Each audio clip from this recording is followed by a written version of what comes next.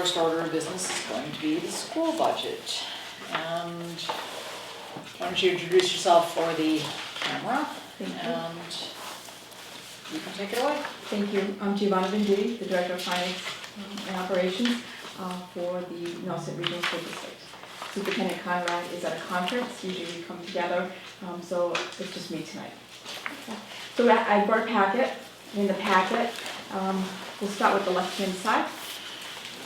The left-hand side, the first document is the items that we're going to go over tonight.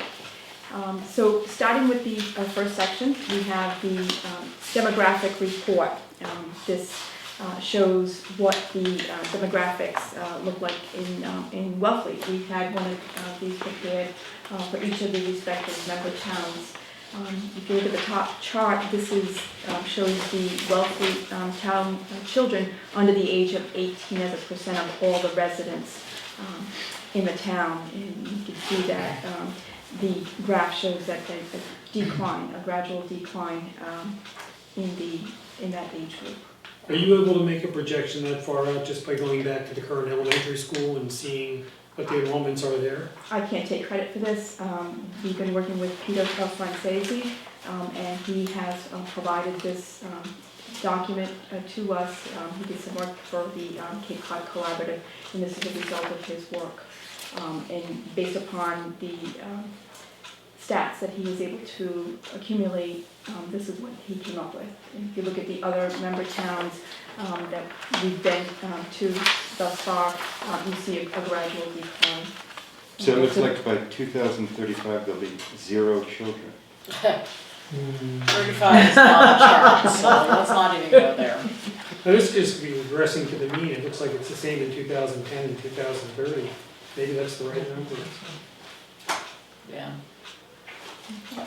And then the second chart, you see with the Wellfleet town percent of households with children under the age of 18. So again, here you see something slow decline from where we are now, projecting out to 2030. Okay. And then the last chart is the Wellfleet households as a percent of all housing units. These are occupied. Housing units for what? Occupied homes. Year-round. Year-round. Okay. Occupied, year-round occupied homes as a percentage of It's housing not real units. clear, Okay. but okay. I got it. So those are the demographics. The next document that you have is the October 1st enrollment. This is what the district prints out as of October 1st, and this details all of the number of students in each of the respective grades. So if we start at the top, we have the various schools. If you look at the Wellfleet Elementary School, we start from pre-K all the way to grade 5, and we have a total enrollment of 107 students as of October 1st. And again, this fluctuates throughout the year. People are very transient, they're moving, so it fluctuates up and down.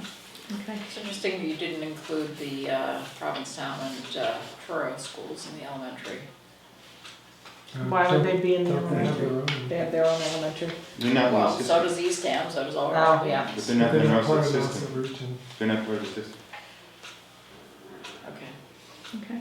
got it. All right, and then But they the, will be. I mean, when these kids come out of elementary school, they will be. Yes. okay.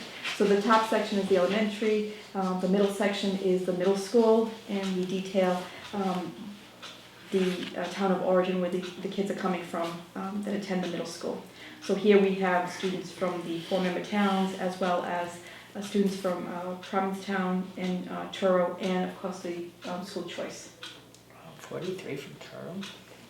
Oh, that's because Giovanni, do you have some sense of how we should interpret this with the other chart? Because if you look at the other chart, it looks like Wellfleet has a diminishing, well, it looks like a diminishing population. I mean, if you kind of look at the housing, let alone the students. And this is kind of a slice of time, right? This is 1 year. This is as of So should we October project 1st. that as a percentage of the entire pie, we're going to be having less of it over time based on what the other charts suggest? Or is the whole Cape losing people? It's district-wide, Okay. district-wide. Okay. I use this chart that they prepare when I'm doing a 5-year forecast. It kind of gives me a little bit of an idea of what our piece of the pie will look like, about what percentage it will be. So this has always been really helpful for us. Where is Stony Brook? Stony Brook is in, Brewster. And they have no children in grades 3, 4, and 5? Stony Brook is just a, K through 2.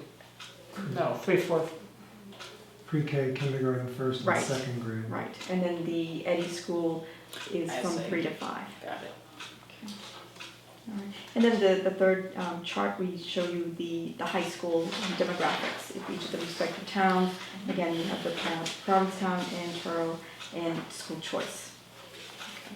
So for the elementary schools, if we just ask for us, these classes, per class, how many teachers, like is it just one class for kindergartners, 17 kindergartners, or are there like 2 classes, or is it?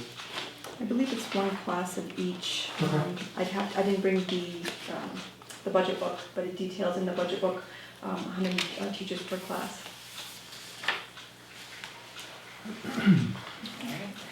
All right, so the next section, we show you enrollment trends.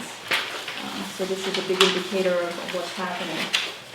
Okay, so if we start with the top section with the high school, we have data from 2007 up to the October 1st of 2018.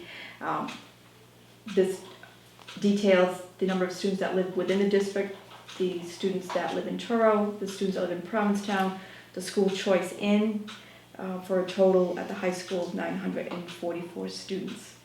So it's slightly higher than last year's number. Okay.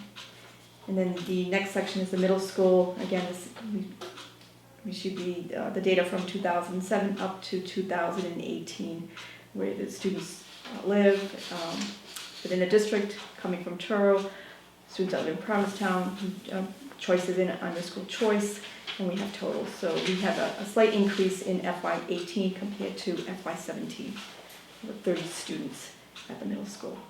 So the numbers from 2007 to 18 in the middle school are pretty consistent.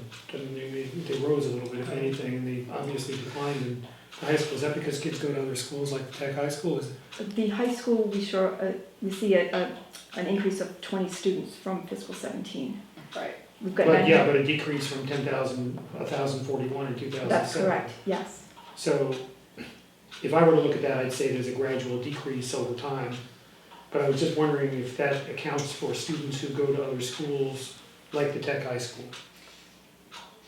We don't keep the data on the number of students that go to the tech. That would be something that Actually, Superintendent you Sanborn. do as of October 1st, 2018, bottom, lower down on this chart. Nauser Oh, resident there you go. there we students. go. We didn't get to There you that yet.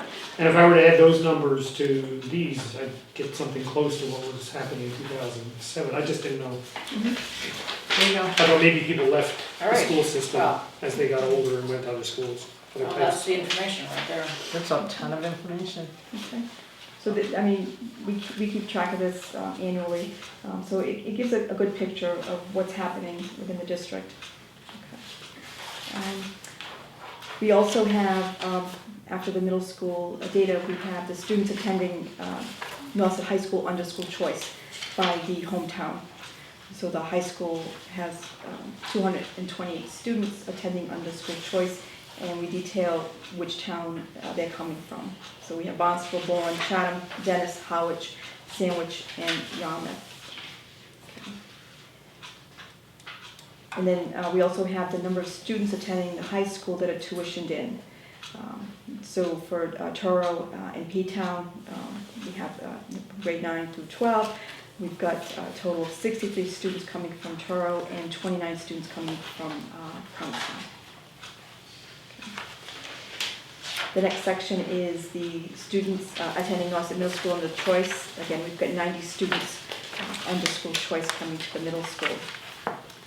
And then the next section is the students attending Nauset Middle School that are tuitioned in. And those are from Truro. There's 31 students that are tuitioned in. And then the next section is the Nauset resident students that attend other high schools. and we detail where they're going. So as of October 1st, we've got 53 students attending the Lighthouse and 15 students attending Sturgis and 77 to the Tech. We also have an international student program. We saw quite a bit of movement here where we had a lot of students between 2013 and 2015, but we're not the only game in town. There are other school districts that have entered into a program similar to what we have for international students, so the number of potential candidates has diminished. Yeah, the number of applicants diminished too in the last couple of years. Okay, so you see that for 2018 we had 3 students.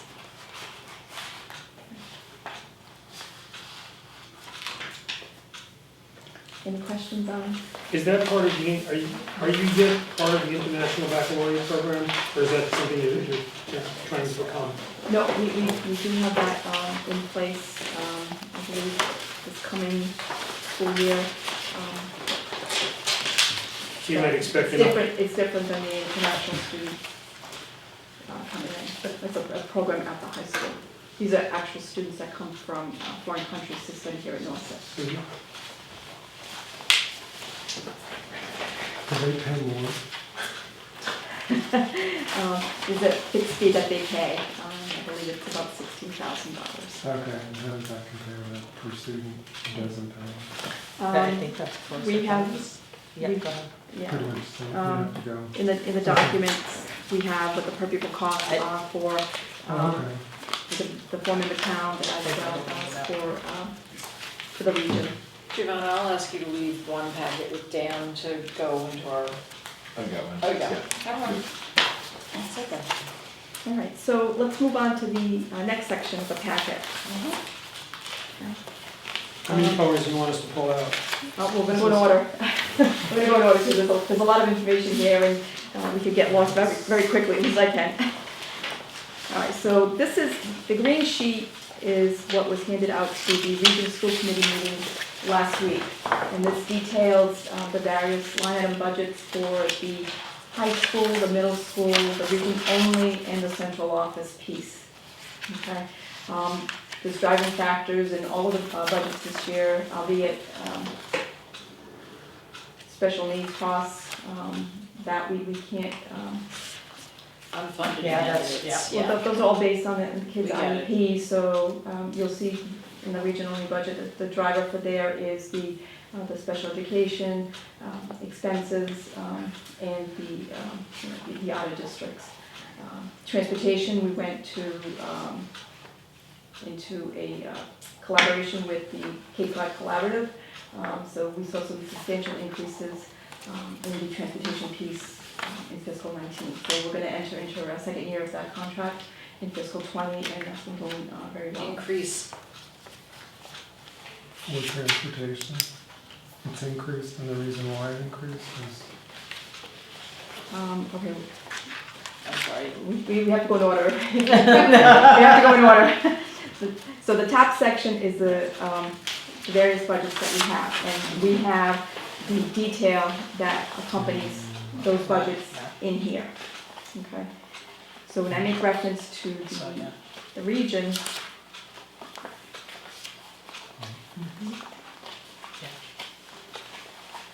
I agree. all right, so let's start with the pink sheet. So the pink sheet here is the Norfolk Middle School. Okay. So the Norfolk Middle School, if we go directly to the last page. Okay.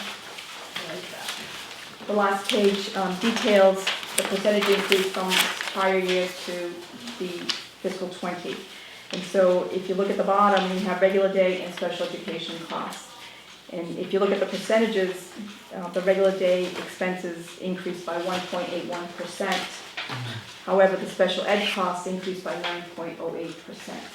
Okay, you need Where is to, this from, Shelley? yeah, I'm Page lost. five. Page 5. Pink document. Page 5 of the page. Page 5 on the Okay. page. We're going to go to the last. Okay, that's, Oh, okay. that's right. We That's- just that's skipped right it. to- You need to give me a heads up there. You know what? Skip All the right to pages look 5. alike, but- Yeah. Yeah.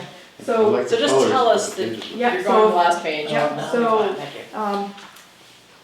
as I said Okay. earlier, the cost drivers for these budgets are the increase in the special education costs. So, Wow. for the middle school next year, based upon the current IEPs of the current fifth graders in each of the elementary schools, we see an increase in the amount of needs and what's in their IEPs with respect to one-on-one services. IEP is- Individual education plan. So in those IEPs, they require one-on-one. So we have a total of 5 coming up into the 5 new. five students requiring one-on-ones, okay? And that's pretty much. the And number. how many, the,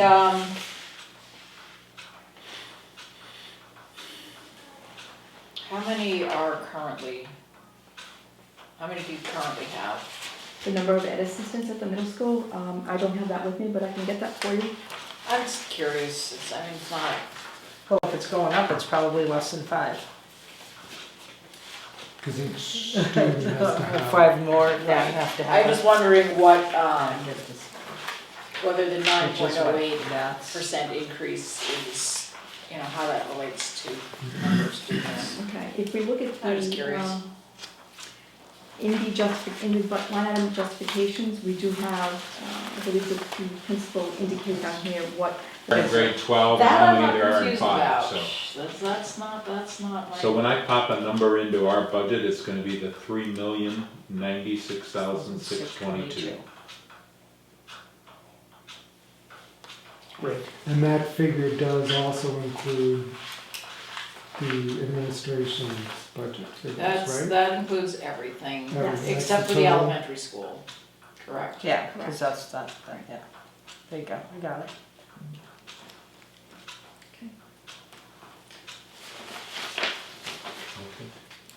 What's the reserve account balance? I didn't bring that with me, that I'm gonna be presenting tomorrow night, but we can get that to Dan as well see. I'd like to know what that. tomorrow. When you talk about a reserve account balance, is that kind of like your free cash, sort of? Indeed, yes. What you have left over from the year before? Yes. So, Right. Okay. Like last year was like seven So- hundred, It was, which yeah. years ago was like 715. So, below, the income section, we project out what we anticipate our income to be for fiscal '20. So we looked at where our state-based aid is right now in fiscal '19, and we level funded what we project to receive in fiscal '20. The charter school aid, we looked at what we are receiving in fiscal '19, and that's what we are projecting for fiscal '20. $61,549, that's reflective of a decrease Okay. of $12,456 from what we budgeted last year. The state transportation aid, again, this number is what we anticipate the costs to be and what the reimbursement we will be getting from the state. We budget for a 73% increase, and we look at the actual expenses and what we report out on our end of year report, and this is what we budget for the following year. So it's a slight reduction over what we had for fiscal '19. The Torah and Provincetown tuition, it's an estimate at this point, pending final negotiations with the superintendent and the Torah and P-Town for the tuition agreements. This is, we're in fiscal '19 is the 5th year of a 5-year contract, so we're negotiating for another contract for 5 more years. Okay. So that's always gonna stay like that, right? They're not gonna eventually just be a board. For Truro and Provincetown, it's always gonna be a contract, Well, it's a tuition in agreement, yes. Unless the town votes to be in the region, why That's would they do that? Yeah. Yeah, that's it. The elementary assessments for therapists, that is what we bill out to the elementary schools for the OTPT services, based on calculation of needs within each of the respective buildings. So we anticipate receiving $202,429 for those services, which is a slight increase of about $12,516. The estimated receipts, we look at what our receipts are thus far for fiscal '19, and we've projected slightly higher coming in fiscal '20 with an additional $15,000. The transfer from E&D, we're looking at transferring $590,000 from our E&D It's level funded, same as last year. And then there is nothing here regarding prior transfers in from revolving accounts. That's detailed on page 2. So let's go to page 2. So these are the various revolving accounts that the district has that have robust balances that we have in the past utilized to offset the expenses in the regional budget. So these, the amounts that we have earmarked to use in fiscal 20, the circuit breaker revolving fund, we looked at what we're getting in for fiscal 19 from circuit breaker, and we have budgeted the same amount, $764,274 using those funds. So we'll charge expenses from the region-only operating budget directly to a circuit breaker, so any special education-related expenses will be charged to circuit breaker. Also, the school choice revolving fund, we level funded this $2,128,100. That's based on 320 students, and we usually get an average of about $5,500 per student. And then we'll utilize additional funds out of school choice. We're looking to utilize another $368,100 out of our that revolving account so that we could get up to the $2.1 million. Cape Cod Tech revolving, we plan on using $6,000 in this revolving account. Last year we used $16,500, so we're going to be using $10,500 less. The Cape Cod Tech revolving account, we have an agreement with Cape Cod Tech to utilize our staff to assist them in their food service program. So this will be our 3rd year that we're doing that type of consulting for them. How is the school choice revolving fund funded? That is for the students that school choice into our district. We currently have 300. Tuition, So- basically.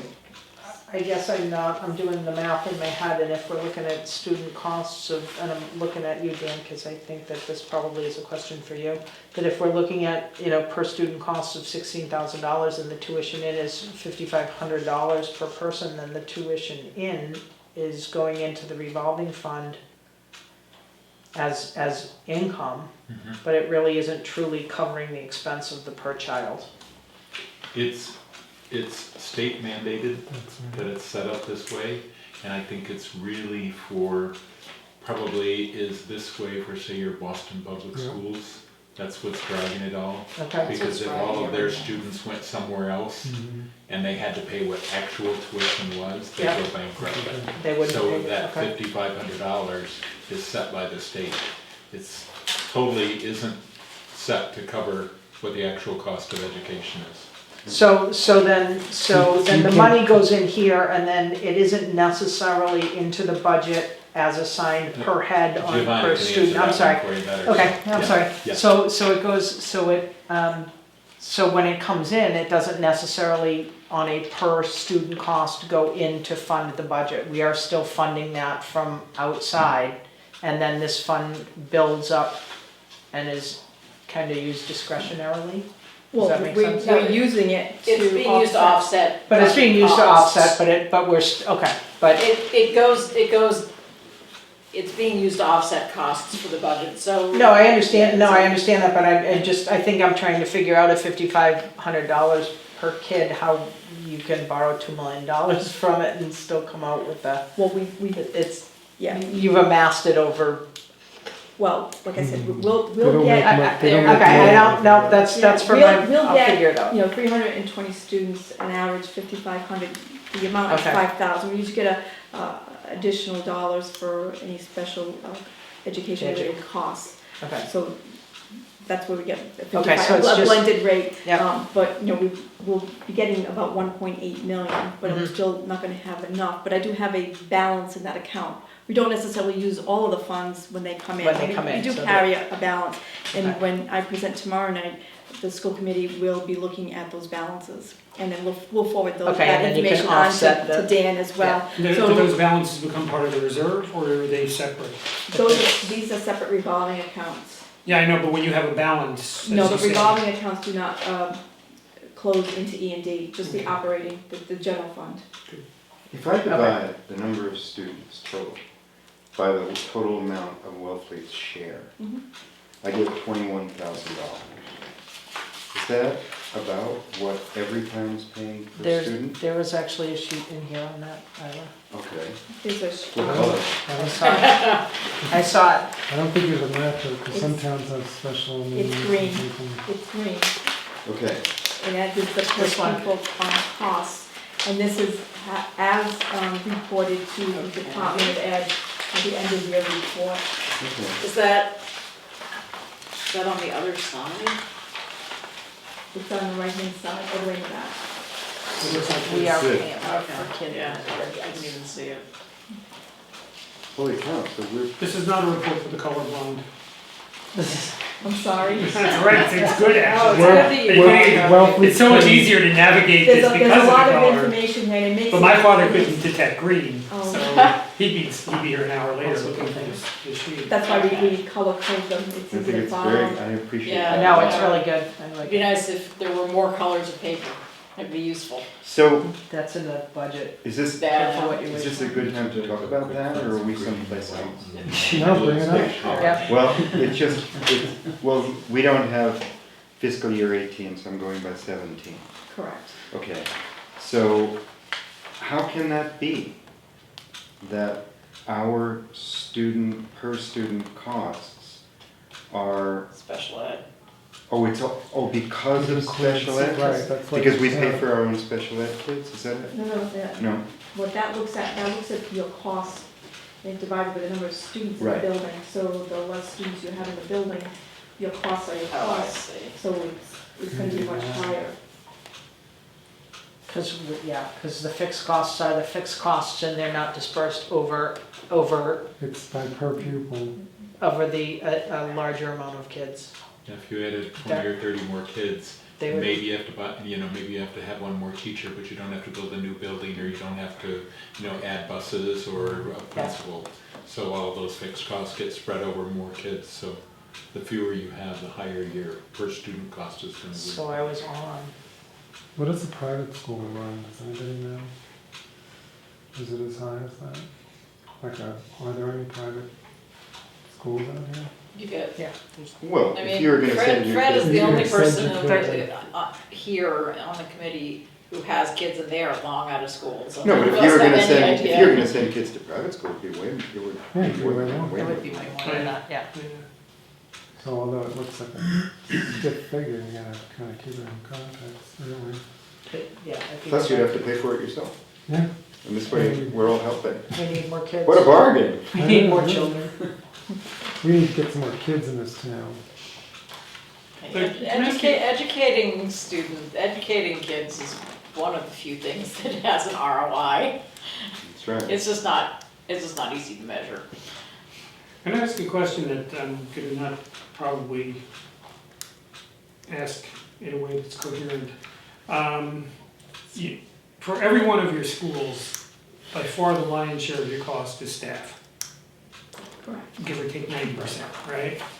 And the biggest bump in your staff is special ed. The biggest variant from year to year. Special ed cost. I mean, obviously, number of students as well, but your student population is relatively flat year over year.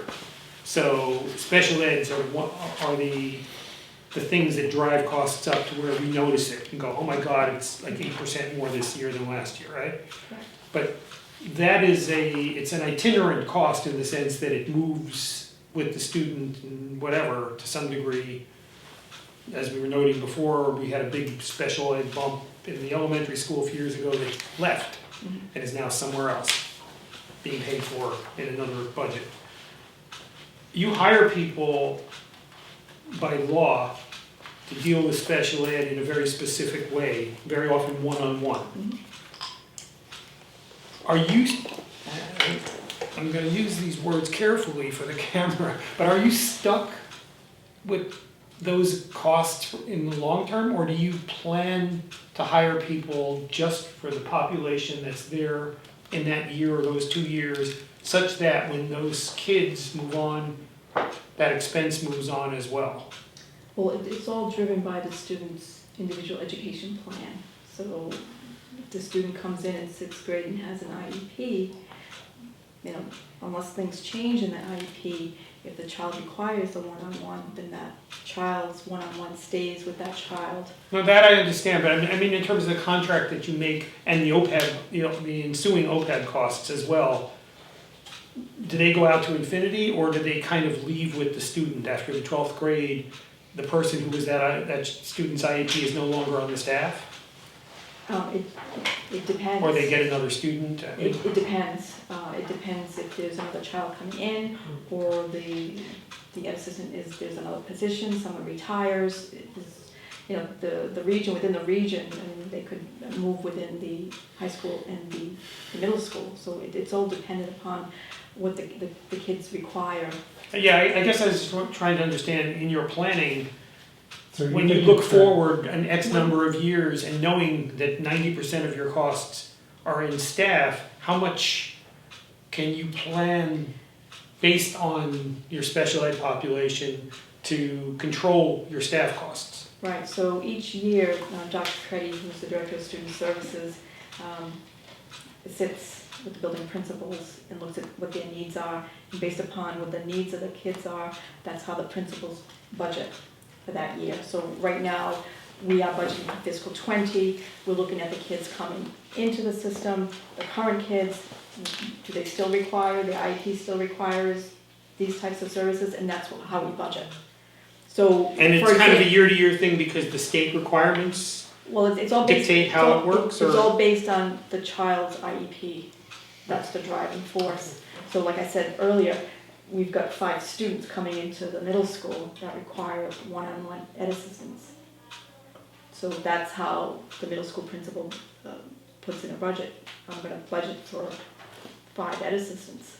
I guess one of So the those reasons I'm ed- asking is because we're in, FinCom here is trying to get, we're trying to do a report that gets visibility, say 5 years out, of where the big bumps are going to be in Wellfleet's budget, and obviously the school is one great candidate to look at, so. We look at the staffing on an annual basis. Got it. So they don't have to keep a position open.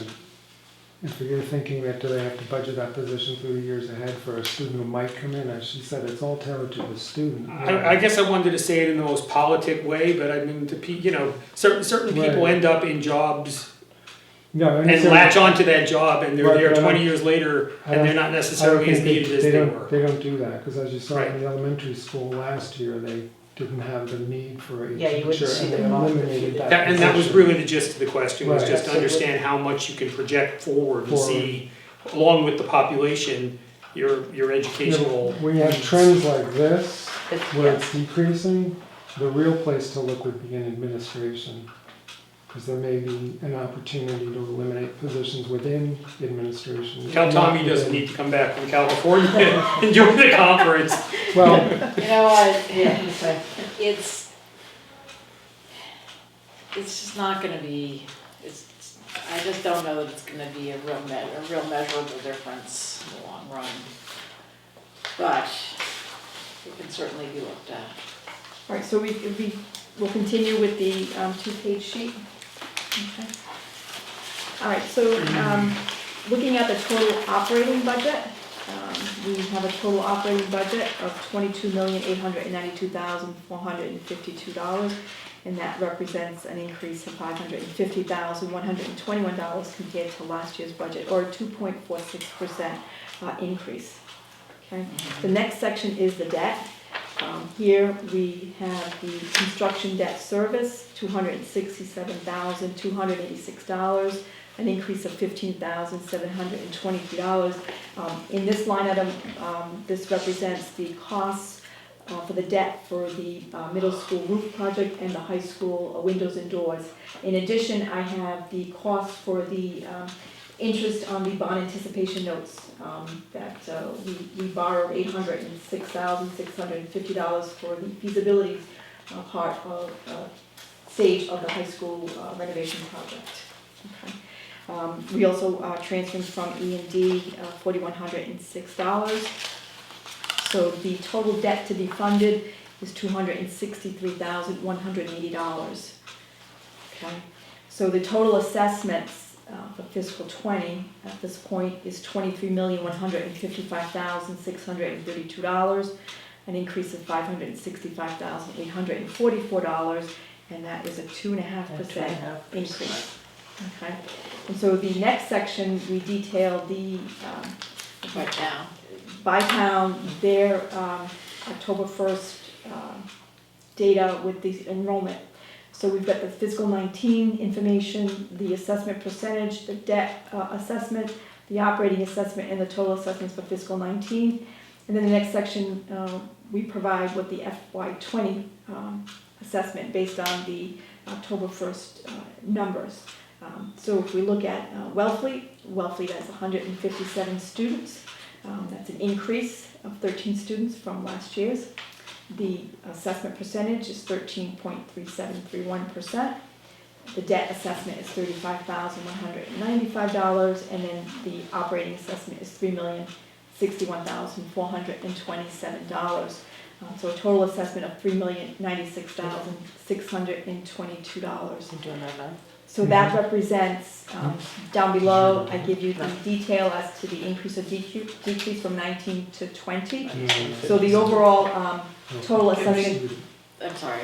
Okay, Continue. So the total assessment increase from 19 to 20 is $245,678. Okay. All right, so the next section is the capital assessment. I didn't bring it with me because it's still being vetted, and we'll provide that to the school committee tomorrow night. But the plan with the FY20 capital is to look at the needs of the middle school. And so because the high school, we're in the feasibility stage and we're looking to do major renovations to the high school, it was the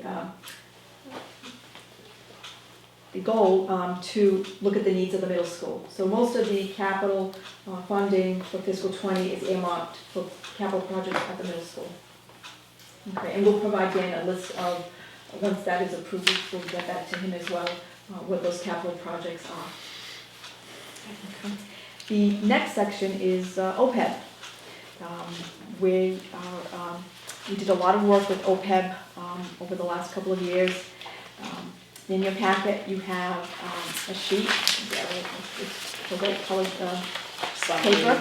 That's a summation of where the subcommittee started its process, how it came to be, what the process was to get to this number here of 400,000.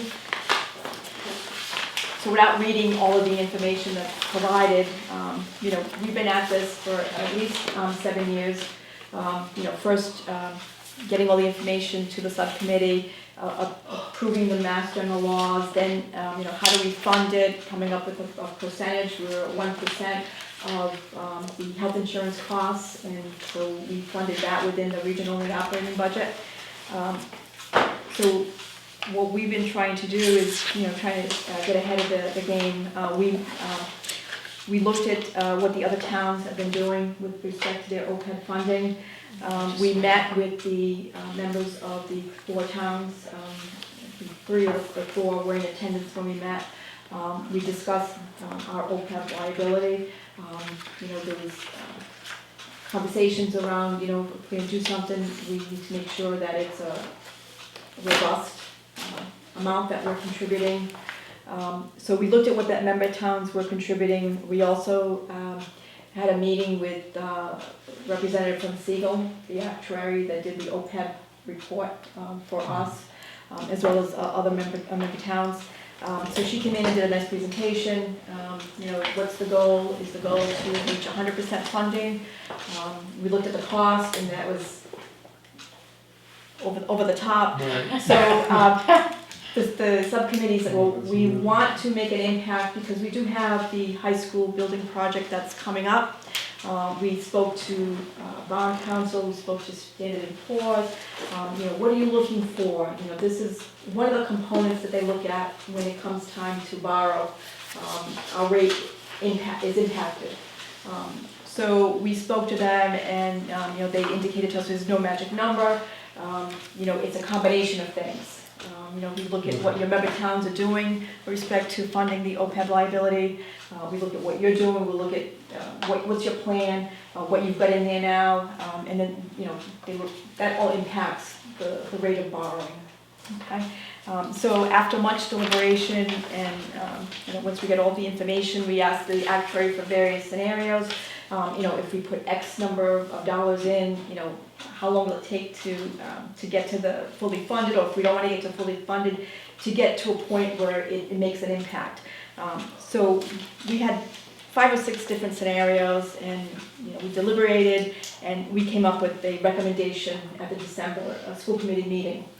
So at that time, the subcommittee recommended to the full school board that we would fund OPEB with $450,000 per year for the next 30 years. And that would be $400,000 a year to be assessed to each of the member towns, and then $50,000 per year to be funded by the region. This budget that I presented, the region budget, has $50,000 within the region only operating budget. Okay, so this would get us to a funding plan of 64.8%. That's good. It wouldn't be 100% funded. Like I said, the amount It'll be that 30 years from now, and, you know, Plus, the actual tables change. they so many- change based upon We're dealing various, with that you know, already with the other- so Rates this is the first year we're going to be assessed with your OPEB number, is that correct? that's correct. So in addition to the $245,678, Wellfleet will have to Wealthy, pay $53,492. correct. And that's already. And that is non-discretionary, correct? I mean, it's not something, if Wellfleet said, no way, This would, Okay. when So this- just to clarify, the number that's going in our budget, the town of Wellfleet, To cover that. is a sum of The the 53,000 3 million and change correct. plus plus the, the 71,000 and change, Correct. almost 70, yeah, and the 53,400. Correct. Correct, okay, so that is Wellfleet's so total share of the for this, offset. for this budget. and can we get I assume you have a multi-year capital plan for the middle school, right? That we could, That will be presenting tomorrow night to the school committee, so I'll get that to Dan. So just out of curiosity, what is your bond rating? Is it strong or? Our bond rating is AA+. Oh, that's good. But we're gonna check because the member towns, I believe, they're all AAA, Oh, and ours is not AAA, but we'll work on that. I talked to Tom briefly yesterday, I think it was, because I had a question about the OPEB. So my understanding on how the OPEB works and talking to him is if Wellfleet voters said, no, we're not going to fund OPEB, but the other 3 communities said yes, Wellfleet would still have to fund it. Correct. If we don't get to opt out just for our communities. Yeah, it's that's like the every one of the way- votes Yeah, around that's the the way region. Yeah. all the school budget stuff works. Yeah. So, but let's go back to that. So what happens if the town does decide to not do it? What does the state come in and say something, or? What we would have to do is we're on the hook for it as part of our regional agreement. So we would So have it's to dictated find the by the funds agreement. somewhere else in the budget and make cuts to be able to come up with that money to do it. But let's just say the town just absolutely refuses to do it. What is that, what We happens? have Is to the do We have to do it. It's We part still of have to. the, We it's still part of have to the come in. regional agreement, I think there's, unless 3 of the 4 towns vote not to do Oh, that it, sounds familiar. What happens if it's 2-2, do you know? I think I don't know. Tom's never- the deciding. Civil majority. Okay, so, I think we need to, for time's sake, I have one last question, and I hope it'll be quick. The capital plan town share includes some or none of the money that has to be ponied up for the feasibility study. They didn't pay 100%, right? The state did not give the total, I know they're not giving the total cost for the capital plan, that there's money that the towns are gonna have to pony up I think the for. feasibility study's already been, It's the already money been that's approved. All already, right, so that, It's already been approved. that's not, Um, it was at least a year, if not 2 years ago. 1.3 million, and that is, does any of that 71,000 reflect Wellfleet's contribution towards having approved the feasibility study that was approved, 2 years? a year ago? I think whatever? not. it's been a while. I think the I answer lost is track of no. time. That was already approved for us to borrow the 1.3 million, and so when I reported out that the debt service includes the interest on the bond anticipation notes, that was for the part of the 1.3 million. Out of that 1.3 million, we borrowed 807,000, the rest will come from MSBA. And so our share of the debt service is already in here? It's included in, Yes. yes. So at some point, and this is like far field, I know, but at some point there'll be an actual number that will come up At for what it's some gonna point. cost. At to do some the high point, school. yes, the architects are working on that right now, they're coming up with, actually there's a meeting going on right now. But at the last meeting, they came up with different scenarios, we have to come up with different scenarios, you know, a renovation with an addition, or, you know, a tear down new. So we have to come up with different options, and based upon the options they come up with, they'll have costs for each of the various scenarios. Cost aside, I saw the timeline, is The timeline is is, there a fair confidence that that timeline is real?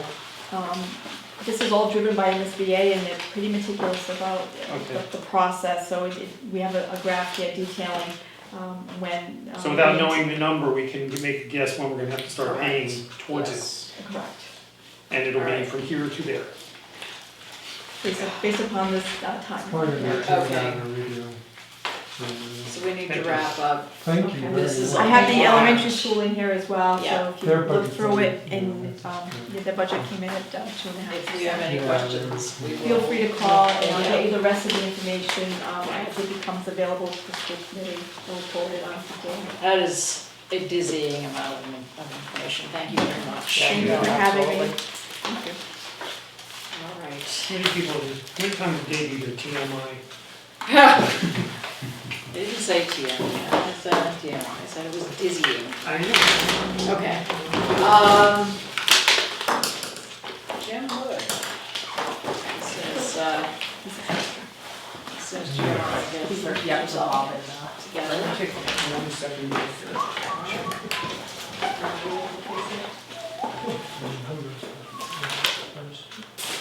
They don't have them in front of them. If you need to. Oh, well, it's only one day out of the I know, month. you know what, I can't sit for this. You know what? Thank you, Get up Dave. and walk Thank you around. very much. Take a walk. I should take a You walk. should take a walk. Have a good night. Just go to the end of the hall and come back. All right, well, I guess we'll call this a brief adjournment since, Do you have to do that? Bio break.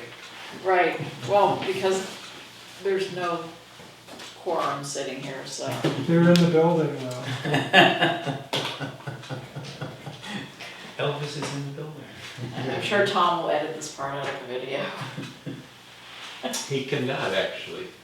He can't You edit can't the edit, part where we sit you here can't waiting for edit it, people. well, to we didn't come. call a recess.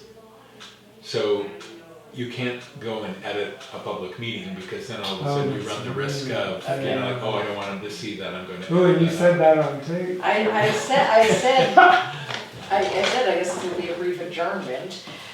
So moved. I can hit the button. Yeah, right? We all know where the button is now. I'm all about wastewater management.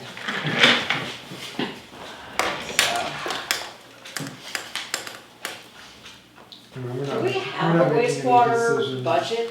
All the way in the back. Well, no, you don't have a wastewater budget. We have a water enterprise budget, yeah, that I know, that I've got. But, does it make sense to do wastewater first, or we'll do water, we'll do water. Water's then first. wastewater, Yeah. that's the way it works, isn't it? Yeah, start with the water and Yeah. that becomes wastewater. Exactly. Right. I'm sorry, where Makes is sense. It's, folder? the enterprise fund budget's at the end. Oh, the enterprise fund, Yeah. not all the way to the back, it's not. Yeah, but it's, I had to go through and add some extra tabs, so I could find these things on I'm the, counting on you guys to be a little bit more lively than the last one. wow, Lord. Oh, Having formally attended Nassau Regional High School, I'm just delighted to see the amount of detail that goes into it from the other end. Yeah. You went to North Region? All right, we're all back. Jim, would Yes. you like to join us here on camera? So, this will be relatively quick. So I think Yeah, it enterprise is in your funds. folder, the It is, water enterprise. Okay, can you point us to the right page and everything? You will find enterprise It's funds the only page. There The you go, first budget. right there. towards the back of your, Enterprise. Second to last tab. Second to last First tab. and it's the first budget in the enterprise Right funds. there, Yep. thank you. Capital improvement program fund. No, No. next one over. Yeah, I think you skipped it. You might Go have to your, skipped to your left. You're on the Exactly. Wait, silent. So, for the coming year, we do not anticipate any significant change in the operating expenses of the program. As you can see on this, the total expenses, the actual for 2018 is $234,278. And the budget for 19 was 278. The That's, reason, you didn't have a person in that, a staff person right, for but part of the the year. major line where there is that, the difference is that, is in the contingency. Oh. With the whitewater contingency, Mhm. is 25,000 is budgeted annually, Mhm. and we have really never used Right. that amount. Is that for emergency repairs, that sort of thing? Yeah. It repairs, yes, anything, any significant increase in expenses, if there was, say, a water main break or something like that, it would show up in that line. The one thing I would suggest, though, is that we might want to be looking at that in the coming year for in the area of billing, because one of the things that it's been clear is that our billing protocols have been, really need to be improved. And the software that we've been using is very difficult, and the town accountant has had issues with the information that is generated from the billing practices, and in fact, finding that it's very difficult to reconcile with, say, the liens, the individual liens that we have, so if a new customer comes onto the program, they're required to sign a lien that gets registered with the county, and then at the point that that lien is resolved, then it's removed from. Can you explain, what does it mean? So if the cost, right now, the cost for connection is $6,000. But what we've done is we've allowed people to do that over a 10-year period. So it's $600 per year plus, an interest charge on that, a modest interest charge. But that has to be registered against the deed, and it goes to the county. So if they, once they've, if they, If they the same leave person. before. If they sell it, it has to be paid off. Right. Right. And so we've had issues where people have, when they've sold the property or wanting to sell the property, that they need to take care of that in advance of sale of the property. And it's been difficult, given the way that it's set up, to reconcile that. We really have not had, So it's not automatic? It doesn't automatically become cost of the buyer of the house? No, not necessarily. Oh, It may be That, that. it could be negotiated Could in the be. purchase price. well, is But it, they will, wouldn't that? they will But they contact won't. the town and they will ask for the amount of the lien that's still outstanding. And so we've always got to make sure that we know exactly Right. that amount outstanding. And before, it's been kind of hard to determine that amount. So we're trying to clean that up. And that's usually calculated to the day of the year, Yeah. right? Yeah. And the If penny. you buy it within the on next that 10 day days, later. you It's like a know. loan. Yeah. So the lien's It's a loan. registered, All in there. the lien is registered for the amount of the betterment, and then it sits there, but each payment gets made, but it doesn't decrease the amount of the loan until it's paid off. It's either whole amount or then it's paid off. So you're saying that when people call for transfers because of the software tracking, you're not tracking what that actual payment is. So that's, I think that that's one area where we may see an increase in expense in coming years. Maybe not this year, but next, where we would see a change in our billing practices. So can that be contracted out? Well, that was one of the things that we've been looking into, as to Right. whether or not we could use an outside firm to do that. So that. I that believe there are has other been water finalized. systems that do that. Yes, They do in fact, the contract it company out, that yeah. is working with Eastham now is Mhm. one of the ones that is under Right. consideration.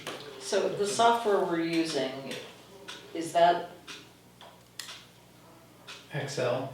well, so we didn't buy a software package for this, we're just, We did, oh, we did. not necessarily for the liens, for Right. those taking care of the liens, but for the billing. Mhm. And it's a proprietary piece of software that works with the meters that we currently Oh, have. swell, okay.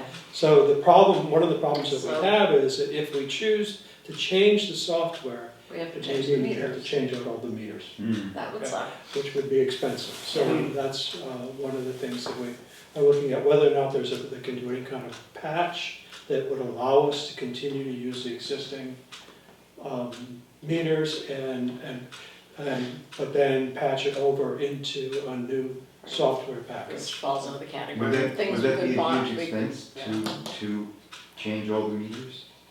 Yes, that would be, I'm not sure exact cost, but I want to say it's at least a couple $100 per meter. And how many We meters have are there? about 275 at this point. For $5,000. Are they automatically read? They are. The only reason I ask is because there's a state bill that's being supported by Julian Sear that because they're automatically read, they transmit an electromagnetic force. So according to this new bill, people are going to have the option of not having meters that are automatically read. Oh, great. So the. Well, if you care about So now you need a meter electromagnetic reader? forces, I'm just Let's I deal care with about- reality yeah, right it's like now. this- wondering how much Right. that would cost. I care about living Yeah. next to a power plant, I don't care about a meter.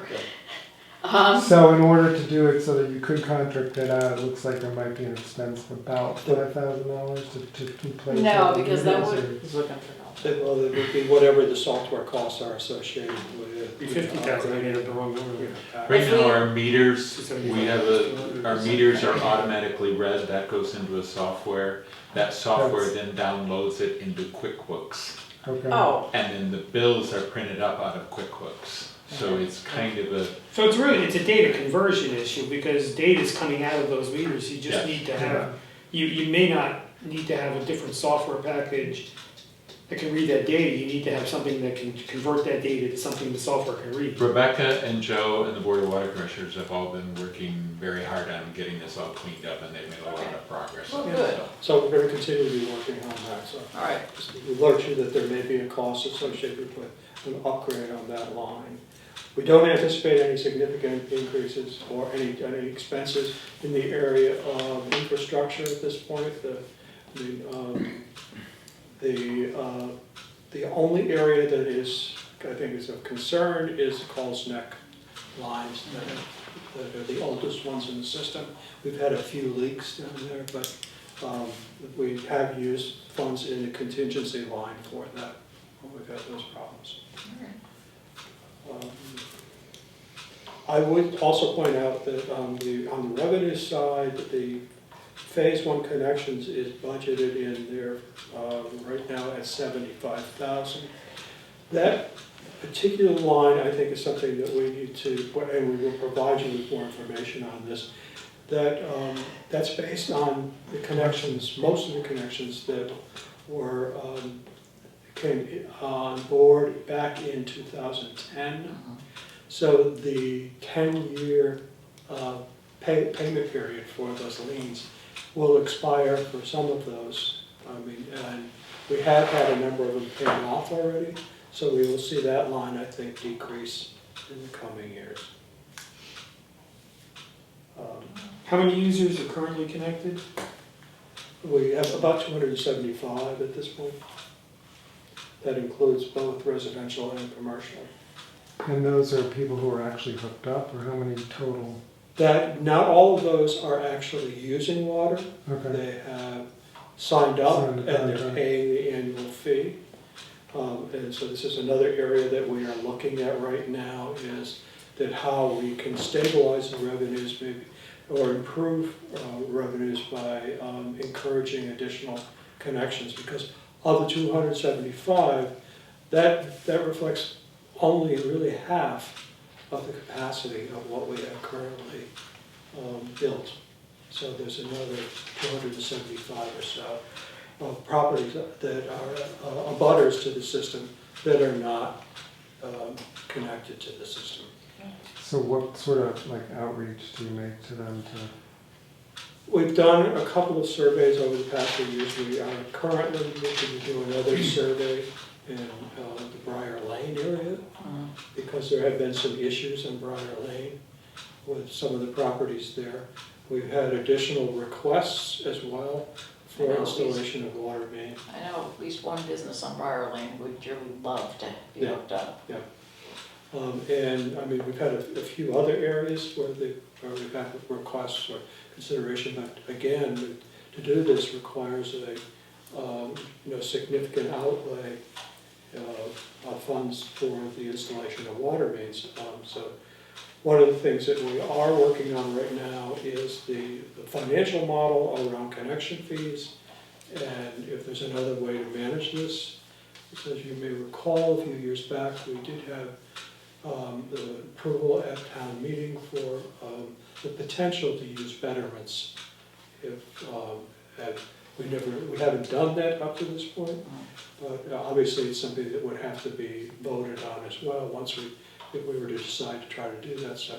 So we're looking at financial models that would include perhaps a lower connection fee and some sort of betterment or annual assessment that would be charged for any of the connections that are new to the. So the current system could have, you're saying right now, the 275 is a little over half of the capacity. Essentially halfway. Okay, so without putting out any more pipes though, or expansions on Briar Lane, because that business is probably not Yeah, there's within no the- main running there, Right. yeah, right, but So- without running additional mains, they could hook up another 250 or so. 250. So we're looking at ways to encourage connections. And Stephen, to your point there, we did some back of the envelope math, but basically at about another 80 or 90 customers of that 270, it really changes the financial picture of the model. Right. So, rate restructuring or anything that we can do to change the willingness of people to connect could have a significant impact on the overall financial So if you wanted to connect and you were within the system, it's going to cost you $6,000 Under the current model, it's 6,000. to hook up, That's the upfront cost. Right. and then you're going to have whatever the annual fees are. Right? Do you have an idea what the average bill is? Average usage right now is about $350 a year. For the homeowner, the thing is you're paying that $6,000, but you also have to pay To- your own cost to Right. get it hooked To up hook to up. your pipes in your Well, house. that's like So what, 10,000 I or something? don't like know that? that. It varies. I mean, Yeah, it could can be- be that high, depends.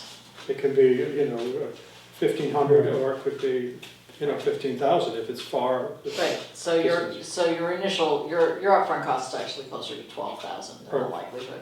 To hook up, if That's you a had big, to. that's Yeah, a that's a big big, chunk of change. and probably the reason why you're not getting them hooked up is because the other ones don't have an issue with their water. Or a big enough issue. That's part of it, and Yeah. also one of the things that we're looking at is trying to, you've got that big upfront connection cost, and there are opportunities to finance it over a longer period of time. So, if you can reduce it by increasing the length of financing from, say, 10 years to, say, 20 or 30, that makes it much more More attractive. palatable, yeah. But again, if a homeowner's well is If- fine and they don't, Right. why would they do it? We've had a lot, you'd be surprised, I've talked to people individually who have fine water and wanna switch over just because they don't want the hassle. It's a very individual kind of a thing. Yeah. But, at the end of the day, our goal is to try to get the extra 80 or 90 or 100 customers that we need to change the trajectory of the financial model. All right, Home equity loans continue to Um, be deductible if they're property improvements. is there anything else pertinent we need to ask? I just have a question, I'm just having trouble understanding a couple of numbers. The general fund subsidy number line is That's the town's the contribution. town's contribution. Where, The yeah. budget in 2018 was 130, but the actual is 175, it says. I'm not sure where In 18, in 2018, the difference we between had the at budget and one, the actual. we had a general fund subsidy, and we also we never paid for town hookups. So in 1 year, we asked for funding to pay for both of those. To Okay. pay That for was- the annual subsidy yeah. plus what we've never paid for hookups, so Cause the town. that was a hooked up 1 year. So that's what it made it look like there was a $42,000 income as Yeah. opposed to, because my recollection, the reason I'm asking is, the first year I was on the FinCom, which is now 4 years plus, my recollection was that there was about an $80,000 shortfall that had to be made up by the town. And from 80 to 175, I was just wondering if, or even to 130, are you seeing a creeping up? Because it looks like this is now up to 147, and this year, it looks like it's increasing by, if I'm remembering the numbers right, that's almost double in 5 years. Is that a trend, or are these things you've been talking about will mitigate that or even eliminate an increasing amount that the town's gonna have to pay on a year-to-year basis? Yeah, I see what you're saying. There was a It's couple a of little years bit where of, it it's a was little bit of low. both, because there was a one-time issue that Dan was alluding to last Right. year. Right, That's a one-time, but, But even, like, not, if you even take that take number that out, out, so there is a trend. But there is a trend. I was of it. surprised to see net income, I guess, is, where, Right, because I didn't think that it was an income-producing system for all the reasons you just ran down. That right. you could, Plus not what's everybody gonna- hooked up, and everyone's But- What's you gonna know, happen too? As I think Jim mentioned about, the water main at Coles Neck. When we have to start making repairs to that, Mhm. it's basically gonna require a larger town subsidy. Yeah. So as the expenses increase and revenues only increase, say, 2.5% a As year, the system ages. unless you get new users, that means or charge a better. indirectly, the town is gonna, Right. all taxpayers are going to be paying for it through a subsidy, so. Right, and what last year's email that I got from Justina, Jim had the 10-year financial projections on revenue was to run out in 2024. So when those hookup revenues run out, it's gonna be, We still have we debt still have service. to come Right. back We to still have that, the- so it's gonna affect the general fund subsidy request. I mean, it seems like without a significant restructuring of the system, the financial system, it would be very hard to justify an increase in the system. I mean, how would you take this financial model and then say, well, we want to extend it, like the Indian Neck or wherever, Well, that's, or up Coles Neck Road, as we were talking about 2 years ago, when, So When if they- you can, Med if Center you was can having add problems. on existing users right, now without laying water main, you can fix the financial model. But because Wellfleet is so spread out and really kind of a rural community, if we wanted to do a water main down Briar Lane, and Jim, correct me if I'm wrong, but if we wanted to do a water main down Briar Lane and connect up the businesses at $6,000 per business, there are not enough, or resident, there are not enough hookups on Briar Lane to pay for what it would actually cost to lay that water main. So, and that is the case throughout all town, you know. There's no place that we can hook up, that we can lay a water main, get everybody hooked up on that water main And pay for it. and have it be, in a sense, break even. Right, the only place where we have the density to fix that is where there already is water main. So you don't want to start expanding, because then if you can't make what you got, pay for itself. Yeah, However- except that, Well, the good thing is that we have taken this slow approach, because you can get a good example of what it would cost the town if they did do full, like what's going on in Eastham. Right. I mean, there's some significant tax increases to homeowners in Eastham for doing what they've done. For us, I mean, I'm always the one that's voting against this budget, but when you really take a look at it, this is a very good deal for a public water supply system for a town, As far as it goes. as far as it goes. Yeah, well, I was gonna say for now, and For as far as now. it goes, right. But to try to maximize the capacity, alright, looking So- at making it more palatable for people who could hook up now within the existing system would be the way to go. right, 'cause- that's Yeah, what they're because doing. 10 years And ago. and it also depends, Fred, there's a couple, you know, like for example, one of the customers that always kills me that isn't connected is Harborside Village, because you got 100 units there, or 100 units, whatever it is, 170. You know, there's 170 customers with very large water usage, that's on the system right now. Which one's So the if we other can, side? use the trailer park. Wait, Oh, okay. you say it is on the system? They're contiguous, not connected. Oh, they're on the system but not connected. Connected. So where are they getting their So- water? Well, they have their own water supply. Do they so- have their own filters and everything? They've got a plant. Oh, So well, they, okay. so anyway, but they're So a they- potential customer. And so, you know, there's an opportunity potentially to get somebody like that.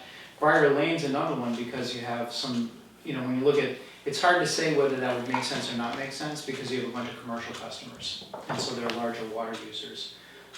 So you really have to look at the actual economics of any kind of an extension and also look to what extent they're But profitable. if you went and made a big financial inducement and lowered the price for a whole bunch of new people to hook up, wouldn't you get a lot of blowback from the people who are already on? Yeah, so we've talked about that a lot, and so one of the ideas is basically, you know, preserving existing customers' rate structure, and basically shifting to a model that looks like a customer charge, maybe a monthly charge, for example, for new customers, and that monthly charge is going to look like the capital cost to connect them. So, you know, and when you do it over let's say a 20 or 30 year period, so you amortize that amount, that becomes a customer charge, they're making that payment every month. They're paying more for their service when they connect than an existing customer that's already paid that through their $6,000 connection fee. So there's some adjustment issues that have to be dealt with to make it equitable, and also make it financially attractive. So let's just say, what if you, like, what would be a fair fee for somebody, do you think? Well, typical Like, would customer, make somebody inspired to. Yeah, You know, typical customer charges. That's where we are want looking to, you know, Yeah. we're continuing to work on this, and we want to Yeah. come back to you with, you know, some various options that we, you know. Well, because I was That's thinking what you we're could looking do for. that and then say, okay, for everybody who's paid, give them money back. And just say that, okay, you paid this 6,000 and now it's for the people who are within the system are gonna do only what, 2,000, 3,000? Then you Give them can a rebate, yeah. give them a rebate, and I think it'd be easy to There explain why you're doing that. And then- there are probably any, There's- yeah, let's let them come back to Yeah, us. we'll have a- And obviously, there are legal issues with this. Yeah. Yeah, Because sure. of these Yeah. contractual agreements we have. with Right. people. Is it something you think you're gonna have in place by town meeting? No. Or- No, way no. around. No, we're just starting to look at the data. And so this is definitely not a town meeting item, but normally what you do is you do a transitional rate plan. So you grandfather existing ratepayers that had this deal, and then you would have a different rate class for the new customers. And that's how you handle it. I have one question, and we really need to wrap up and move on to Kurt, and that is has there been further discussion of a water resources manager position? Yeah, that's a perfect lead-in. Okay. And I would say from the standpoint of the water system itself, that that individual, we discussed having that person responsible for oversight of the water system Right. as well. But clearly, the technology issues for that and the water system are very different than they are for wastewater. And so I think that we could see that the position is still necessary, but Yeah. I think it's really, much of the work would be wastewater. It's a big job, but it's all interconnected. All right, They're all the same. No, they're different. all right, Kurt Felix, wastewater. So, it's a great segue. Normally I wouldn't do something like this, but what I wanted to do is bring you work product. This isn't any kind of a final. It's not something that we want to share widely. Basically, what you're looking at is the first cut of something that the Cape Cod Commission and DEP and our consultant worked on to come up with a wastewater plan for the town of Wellfleet. And I want to kind of go through and describe a little bit of what's in here. But before I do that, just kind of give you an overview of where we are in the process, what's happened, and what we see going forward in terms of ultimate costs for the town. A couple of really good things have occurred as a result of this meeting we just had. One is that DEP has sort of waived some of the requirements that normally they would put on towns to come up with a comprehensive wastewater management plan and finish a plan before working on what's called a Watershed Permit. And the Watershed Permit, there's only been one issued on the Cape so far, and that's to the Pleasant Bay folks, so Harwich, Chatham, Orleans, and Brewster actually have one of these, and that is their compliance document with DEP that basically says, here's the strategies that we're going to employ in the watershed, and DEP signing off to say that those strategies will meet the clean water objectives that they're required to meet. And what those objectives are required to meet is sort of what you're seeing on this first sheet for the town of Wellfleet. It looks like nitrogen reductions in certain sub-embayments. So if you look at this, particular sheet of paper, there are a number of strategies on the top, which are labeled technologies. And so what they do is they basically get you some amount of an unattenuated nitrogen reduction. And then there's a model which the Cape Cod Commission developed as part of the new 208 plan called the Nvp Model. And it allows you to do all kinds of scenario analysis in terms of what that impact is going to be in each of the sub-embayments. And this is a big change for wastewater planning because the way it used to work is the folks at UMass Dartmouth would do a lot of research and study effort, and all these MEP reports that you've heard about over the years, that was basically the process. So they would come up with a Mass Estuaries Plan report, and that was kind of it. It was a black box, and it was a very different approach. As a result of the 208 plan, now we have not just sewering as an option to meet these nitrogen reductions, but about 35 other technologies, including oysters, oyster reef, salt marsh restoration, floating wetlands, and you'll see some of that on this first sheet here. Coastal habitat restoration, composting toilets, fertilizer management, and then the next line there is conventional treatment. What's interesting about that is that the number is of 1,274 parcels. I think was just to be able to come up with a nitrogen reduction that would meet the requirements. And what that also implies is if you look at this, purplish area, this particular plan would involve essentially sewering this area that's purplish. Where is that? And, Where? So that's basically the central district, and then over into, Pleasant Point, and the, Kendrick, downtown areas. Are these orange that's- lines actually roads? Are they roads? What are they? The orange lines are actually, they're actually watershed delineations, Oh, so they're not roads. So, So it's the pier area. so conventional Around. treatment Con- is saying that you Yeah. could That's remove, sewering, that's. you could remove nitrogen about just under 7,000, is it kilograms? Yeah, Yeah, By sewering. correct. That's, what that is though, is it's 7,000, it's a little confusing because unattenuated means at the source. Ground actually attenuates nitrogen by itself. So there's some reduction, and that then filters down into each of the watersheds, and what the model is showing is if you remove 7,000 from conventional treatment, in each of the watersheds it would leave Wellfleet Harbor with still 2,500, so that's the last column there, it says N remaining to threshold. You'd still have to do 2,500 kilograms of reduction to meet the goal in Wellfleet Harbor. Herring River would be under by 620. Duck Creek would be, you'd still have to remove 334. The Cove would be under by 886.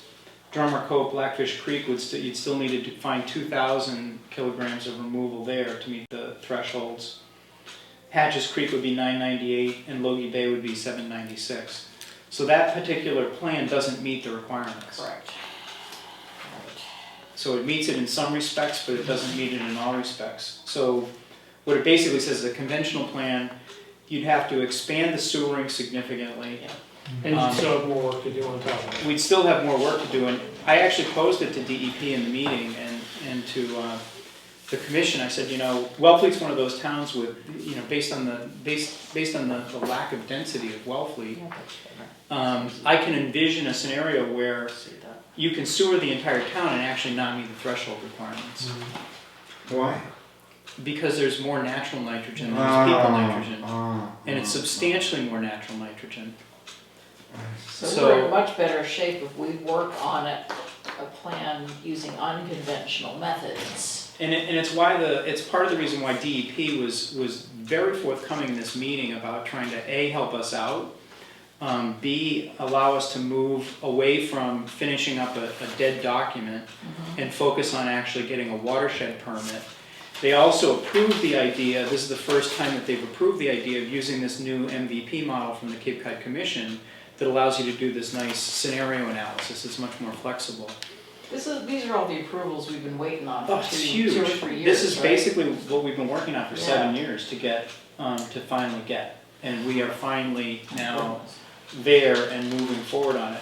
So the second one is the more enlightened, non-sewer approach? Yeah, so the second one is basically, it would still include a satellite, which is the pinkish area in there. And again, the reason this is really draft, this is just scenario analysis at this point. But if you did that small, very dense area and did a satellite system, Sewer system. then did fertilizer management, stormwater management, another stormwater best management practices effort, inlet and culvert widening, and what that would mean, for example, is removing the old railroad bridge in Duck Creek. That's a specific activity. The next one there is coastal habitat restoration. That 20 acres would represent restoring Mayo Creek, the Mayo Duck Creek, so restoring flow in that area. The interesting thing is the Herring River project of 800 acres, that's the next coastal habitat restoration piece. It doesn't really give you as much as what you would think. And part of the reason for that is that the Herring River watershed currently does not need a nitrogen removal amount. So anything you remove from there, you don't really get any benefit from it. Oh, The next pieces here are aquaculture efforts, and I'll talk a little bit more about those in a second.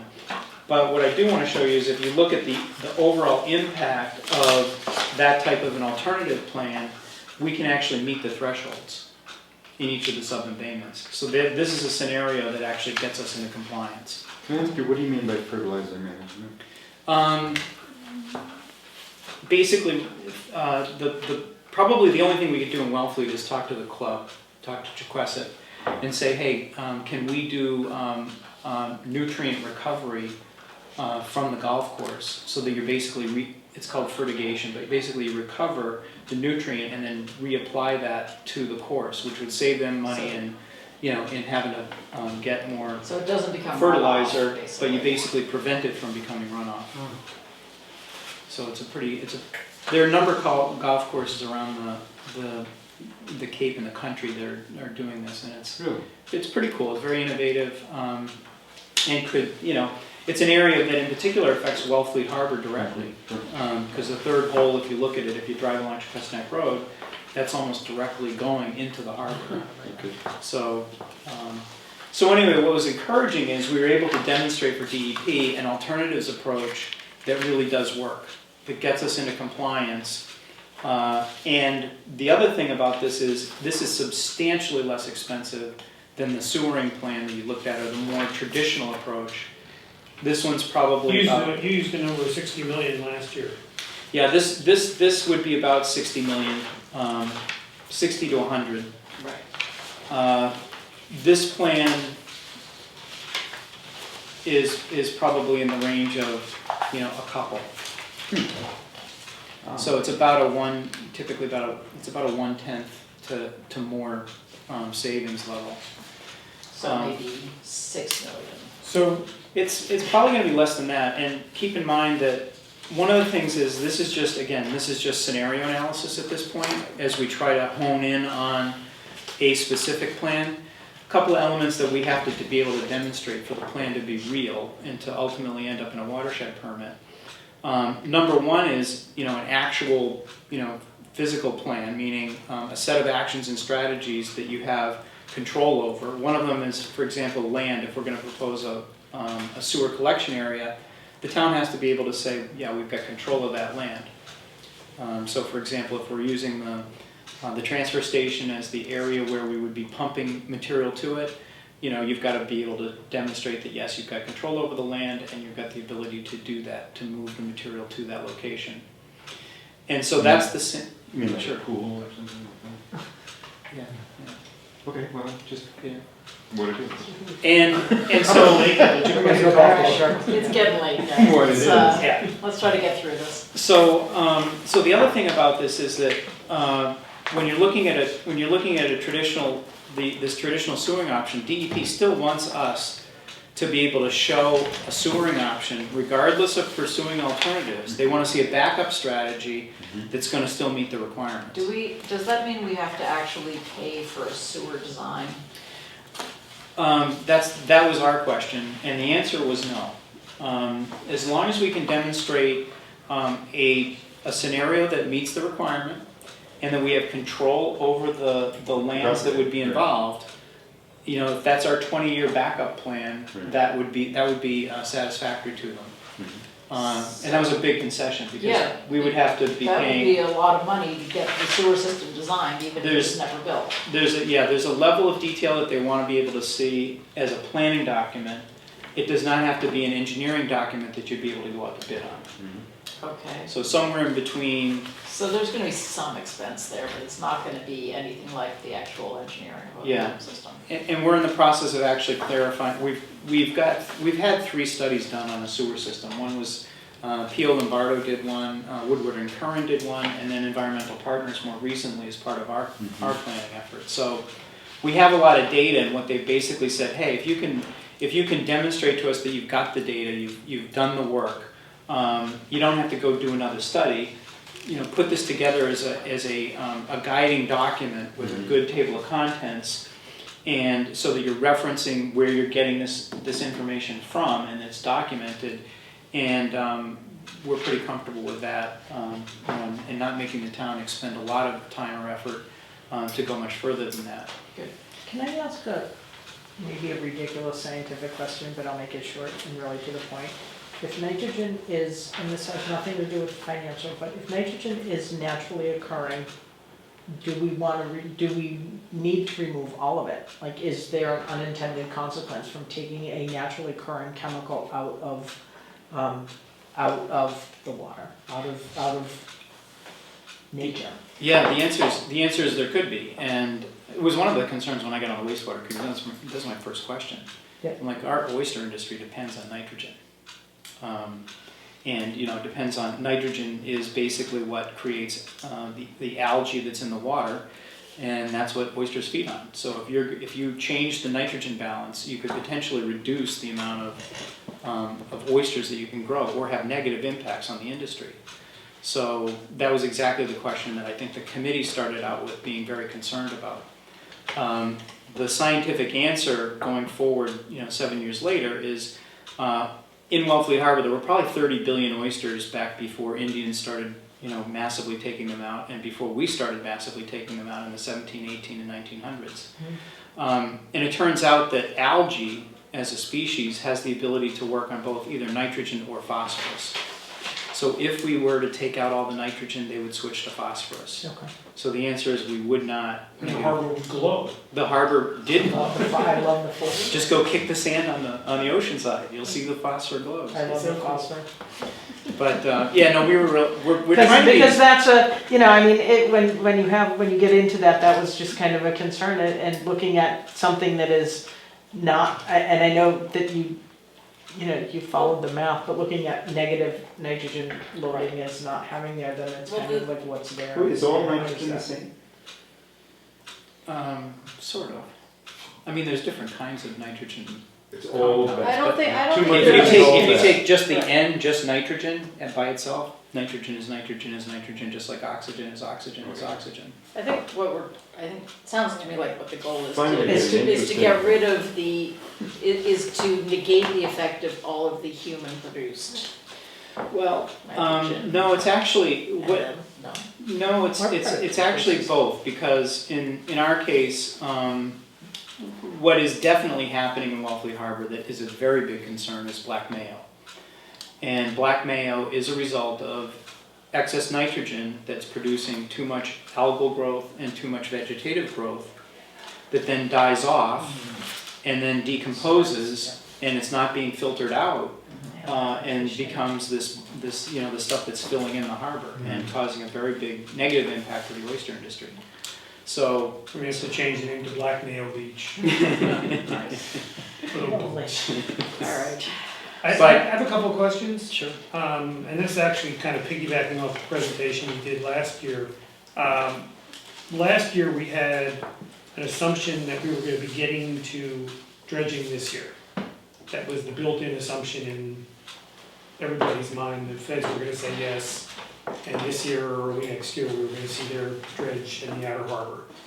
We don't know if that's true. I'm wondering about timelines.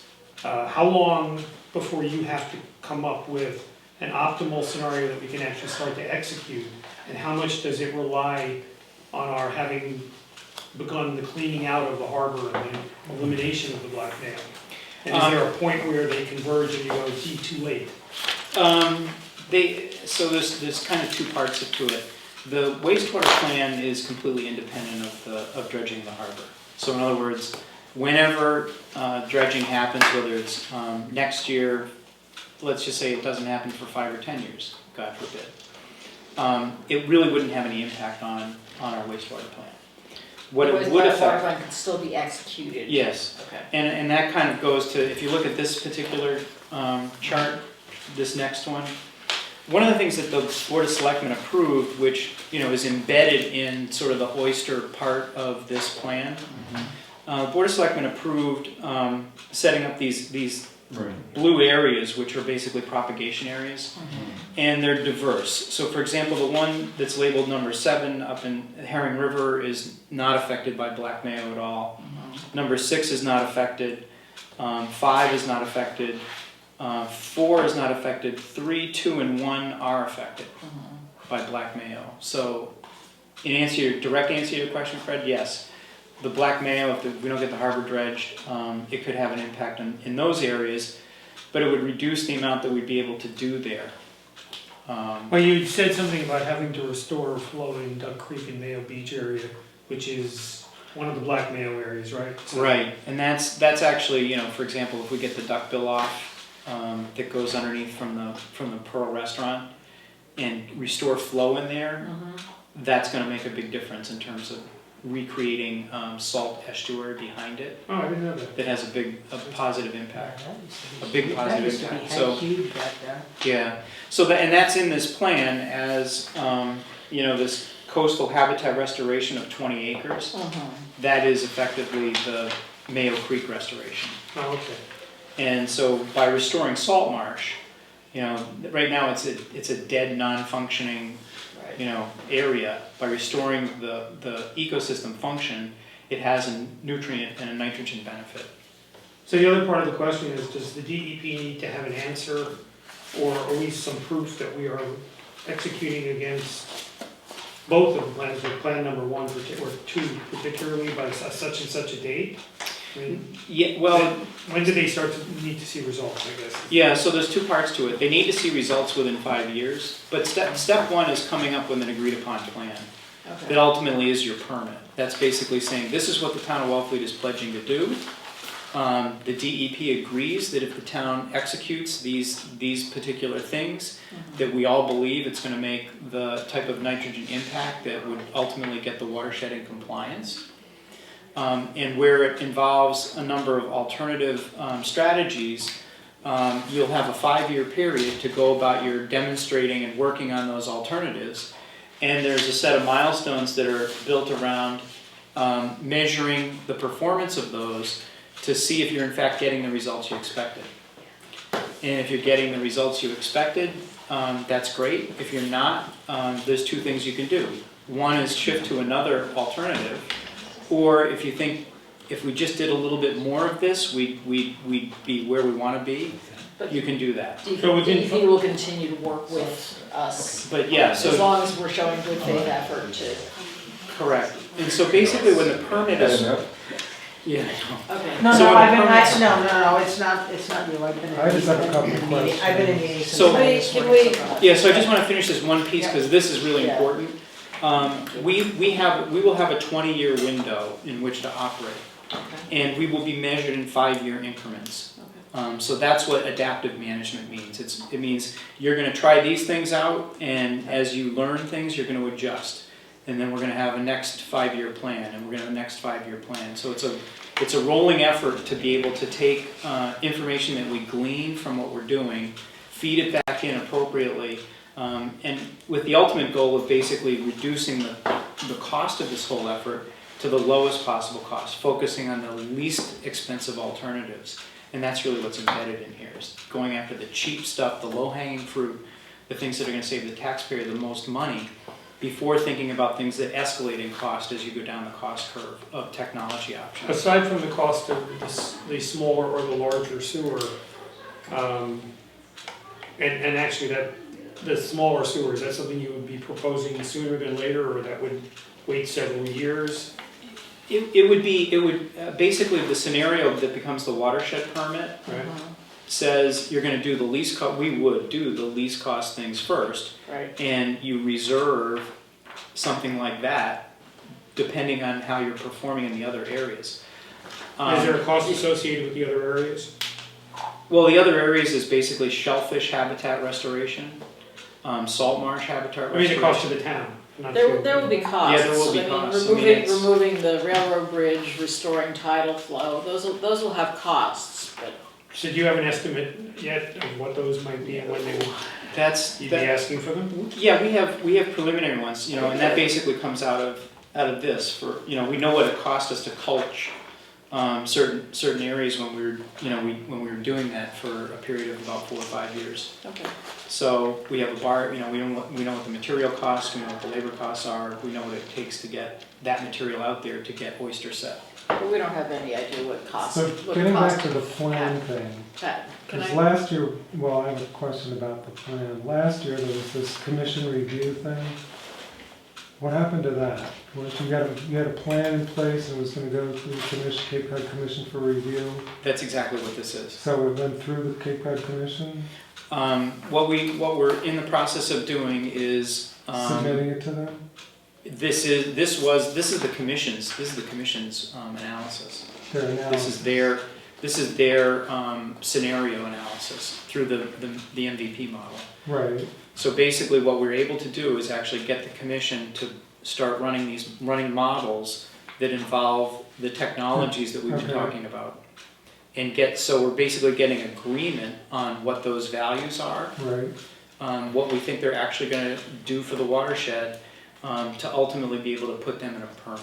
So your model was submitted to the Cape Cod Commission to review and they've come up with this then, Right. right? Okay. Yeah. And then the next step is to go for. The next permit? step is taking these particular strategies Right, and incorporating them in a watershed permit, which would then be an agreement between the town and the state and the commission that we will execute on these things. And we will measure in these ways, these particular. and the testing site for them, like, you said, I think was it last year, you said that they're only having one, there's gonna be where it's gonna show up is like, Indian Neck or something? Yeah, Is so it- it's interesting here, the monitoring station is probably right in this location, and that's what they call the Sentinel Station.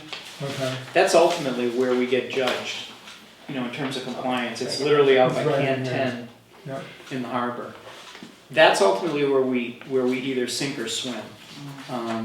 And having said that, however, the Department of Environmental Protection wants to see that each of the watersheds is also being addressed. Mhm. And the idea is that when you address the individual watersheds, it's going to produce that result at your Sentinel station. But clearly there are other ways that you could achieve the result at the Sentinel station by doing more in some areas and less in other areas. Because it's ultimately you've got a nitrogen balance that's being circulated with 14-foot, 10 to 14-foot tides on a daily basis. So the nutrient mix out there is not strictly by these watersheds, but the DEP wants to see legitimate effort in each of those embayments. Or at least a strategy. Last year, there was a proposal at town meeting to put a water commission or czar or whatever in place that got voted down. Well, it got voted up at town meeting and down at the ballot box. Right. So, So is there's been talk about resubmitting that in some form or another? yeah, and Or more generally, are you envisioning that either a position or multiple, a board or something will be necessary to coordinate all of this? well, I think if you look at the technologies here, if you just simply look down the list of things that we would be committing to do, it requires people. It requires somebody that's going to be a project manager, a department head level person to oversee the coordination between DPW, the Shellfish Department, the committees that are working on, for example, the habitat restoration elements. There's the stormwater best management practices to implement a new a town-wide stormwater plan. That's going to take a lot of work, a lot of time and effort. If we're going to be looking at a satellite treatment system, we should begin the process of looking at that now. I'm not saying we spend money on engineering and so on, but that's clearly a big effort. A fertilizer management program to work with the Jaquesset to do that type of program, that takes boots on the ground. Now that it appears that not sewering is a genuine option, it looks like it's much more critical to get that person, to really hire that person. There's no way that person Do they even have cost. a job description is what I'm asking? Yeah, it's the same job description as we had last year. That same nebulous one you had last year, okay. I mean, that could be your opinion of it. Other people had different opinions. I mean, It's- lots of people Plus have for the opinions on revenue what it piece is. of this, now there is opportunities to get revenue for that position elsewhere, other than creating a whole. Correct. Right. And there's two things, Stephen, I think that have happened that are very positive. That's one, is Yeah. obviously the Airbnb tax. We'll be bringing in revenue, so I keep bugging Dan to that we need to, and it's ostensibly for wastewater implementation. So Right. we need to be committing we need to be committing those resources to this effort. Think of all the money we're saving on not sewering. And the second thing that came out of the meeting with DEP, which I thought was, well, we'll see how it plays out, but to me it was very exciting, but DEP said, we want to get you in front of EPA and try to get money from EPA to help fund some of the activities that you're undertaking here. Because some of them are demonstration oriented, they have wide applicability throughout the Cape. And I think the other reason DEP wanted to fast track Wellfleet and in getting a watershed permit is that we would be a largely alternative strategy as opposed to the other ones that are largely relying on conventional alternatives.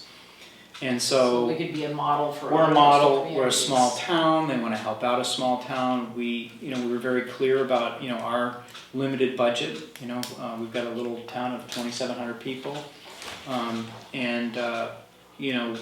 So they were very receptive on all of these points and not pushing us to have to spend huge amounts of money on consultants to button up reports and certain other aspects of what we're trying to do here. So it was a very, very positive meeting. That's great. And so hopefully, if EPA and if DEP is pushing to have EPA help us in some of these areas, that certainly, should yield some additional fruit. And the commission itself is right now, I just had a conversation with Erin in the other room. They're looking at what they can commit to resources to continue to help us with the modeling effort, because they're expending time and effort and resources to do that. So we basically are getting a lot of help from the commission and from DEP that's saving us hundreds of thousands in what we'd otherwise be spending on consultants. This is where it pays to get out in front. So the last thing I just wanted to show you is, and this is kind of one of the things that I think also really helped with DEP. This is our actual oyster landings in the town of Wellfleet from 2012 to 2017. It's almost doubled. Yeah, and back around the early 2000s, like 2001 or thereabouts, we were only landing about 300,000 pounds. So we've literally gone up almost sevenfold in terms of our landings. And when you put that into nitrogen modeling, that is a big deal. Great. And that's another thing that kind of really pushed them over the line as far as, seeing commercial harvest, restoration efforts, aquaculture efforts that are realistic enough to be able to get these kind of nitrogen reductions. Excellent. So, Can I move the minutes? I actually was just gonna say, I Thank wanna you, Heather. table the rest of this Great. agenda till Okay. next week, Okay. so that we can get out of here. Okay. And, Thank you. That was really- That was thank very you very good. much. Very good, thank That's you. great. Yeah, thank you for. we're making doing progress. that. We're making Yeah, progress. that Making progress. Nice That was work. great. Definitely. That's great news, Okay. thank you. If we have any other questions, we'll be in touch. Okay. So, Move to adjourn? Someone, I mean, it gets unproductive. you wanna after just let me finish the sentence? I just wanna say, we need to, unless there's another department anybody feels the need to see, I think next Yeah, we week start, we can take a look start at the budget voting and at see the if we budget. can. when will we begin to see the, how's the warrant? What's the status Dan? of the warrant? I'm gonna send out a draft of the warrant by the end of this week. Great. Okay, Great. great, and, we'll meet next week and take care of that, and we'll Excellent. take care of the rest of this agenda. Now, I'll move to adjourn. Somebody needs to make no, a I motion. was. Second. Oh, I thought it already been. I took it back. Second. She reprimanded me. I was trying to move things along. Took it back. Watch the language.